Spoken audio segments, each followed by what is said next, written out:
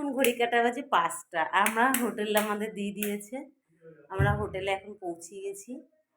তো এত ভালো হোটেল সুন্দরবনের মধ্যে, মানে আমরা যে লঞ্চ থেকে নেমেছি তো, পুরো গ্রাম, মাটির রাস্তা, আর অচেনা অনেক গাছগুলো দেখলাম যেগুলো ছোটোবেলা দেখেছি, তো সেইগুলো দেখলাম।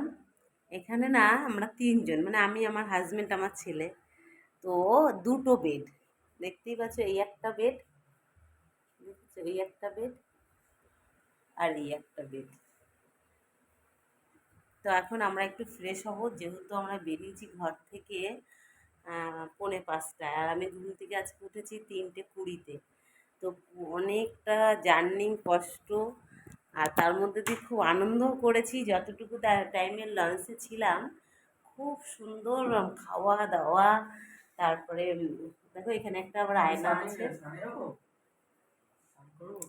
তো এই যে আমার ছেলে, আর এই যে ওয়াশ রুমটাও তোমাদের একটু দেখাচ্ছি কি সুন্দর। তো এই দেখো বাথরুমটা,